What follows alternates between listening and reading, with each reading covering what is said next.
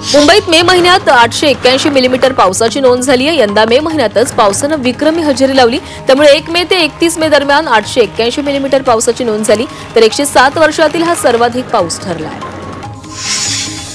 पुण्यातील भोरमध्ये नुकसानग्रस्तांचे पंचनामे करण्यास सुरुवात झाली आहे। पावसामुळे शेतातील पिकांचं मोठं नुकसान झालंय, त्यामुळे शेतकऱ्यांना मोठा आर्थिक फटका बसलाय। यासाठी प्रशासनाकडून शेतकऱ्यांच्या शेतामध्ये जाऊन पंचनामे सुरू करण्यात आलेले आहेत।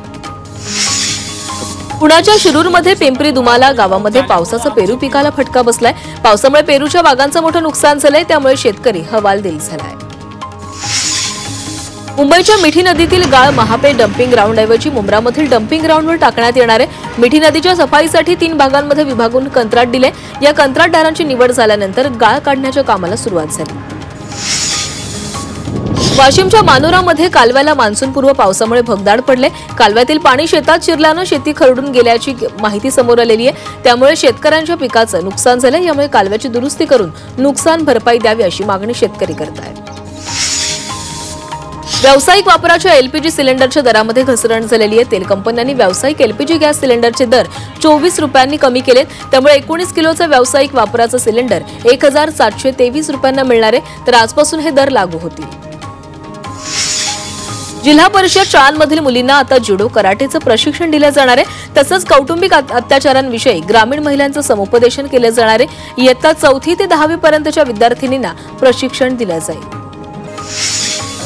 11वी प्रवेशातील तांत्रिक अडचणींमुळे विद्यार्थ्यांना मनस्ताप सहन करावा लागतोय। आतापर्यंत राज्यभरात 13,000 तक्रारी शिक्षण विभागाकडे दाखल झाल्यात। या सर्व तक्रारी 100% सोडवल्या जातील अशी माहिती शिक्षण विभागाच्या संचालकांनी दिली आहे।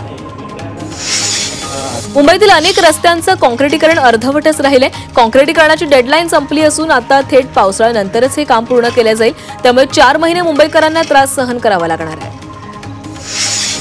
मुंबईतील मालमत्ता विक्रीतून 5,695 कोटी रुपयांचा महसूल जमा झालाय। जानेवारी 2025 ते मे 2025 या 5 महिन्यांमध्ये मुंबईत मोठ्या प्रमाणावर मालमत्ताची विक्री झालेली आहे। त्यामुळे राज्य सरकारला 5,695 कोटी रुपयांचा महसूल मिळाला आहे।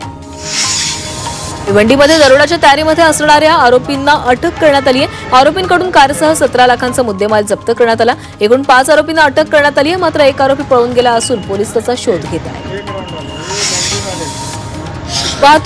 पुण्यामध्ये वाहतुकीचे नियम मोडणाऱ्यांवर कारवाई करण्यात आली आहे। एआय टेक्नॉलॉजीने ही कारवाई केली। यामध्ये 4 दिवसांमध्ये 347 बेशिस्तांवर कारवाई करण्यात आली आहे। मात्र तरीही बेशिस्त वाहन चालकांची संख्या वाढतानाच दिसतेय। वाशिममध्ये दुचाकी आणि ट्रकमध्ये समोरासमोर भीषण अपघात घडलाय। दुर्घटनेमध्ये दुचाकीस्वाराचा घटनास्थळी मृत्यू झाला। नागपूर छत्रपती संभाजीनगर राष्ट्रीय महामार्गावर अपघाताची घटना घडली। पोलिसांकडून मृत व्यक्तीची ओळख पटवण्याचं काम सुरू आहे। जालन्यातील बदनापूरमध्ये वारंवार वाहतूक कोंडी होत आहेत। सततच्या वाहतूक कोंडीचा फटका रुग्णवाहिकांना देखील बसत असून रुग्णांना दवाखान्यामध्ये पोहोचण्यासाठी उशीर होतोय। त्यामुळे वाहतूक कोंडीवर तोडगा काढावा अशी मागणी वाहन चालकांसह नागरिक करत आहेत।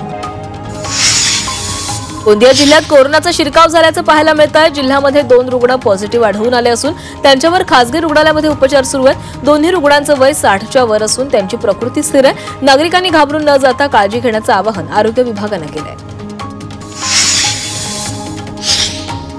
महानगरपालिकेकडून मुंबईच्या स्वच्छतेसाठी पिंक आर्मीची स्थापना करण्यात आली आहे। घनकचरा व्यवस्थापन विभागाच्या पिंक आर्मीमध्ये 9,600 पेक्षा अधिक महिला स्वच्छता कर्मचारी कार्यरत आहेत। या पिंक आर्मीनं 360 टनांपेक्षा अधिक कचरा संकलित केलाय आणि यामुळे मुंबईतील रस्ते अधिक स्वच्छ होत असून वायू प्रदूषण कमी होण्यास मदत होतीये।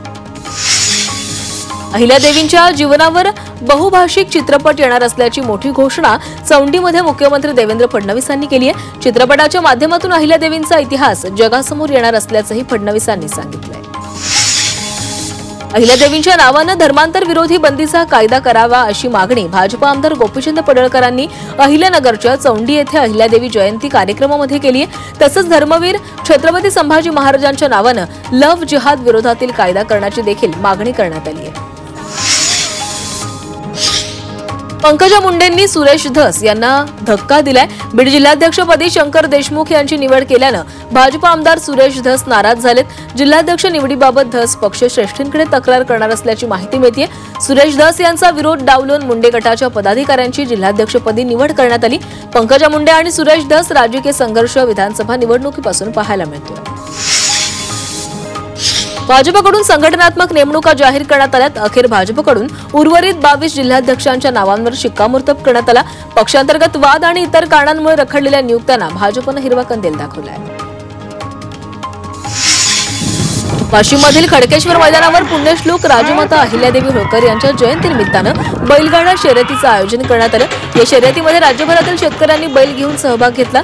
यावेळी ही शर्यत पाहण्यासाठी मोठी गर्दी झाली।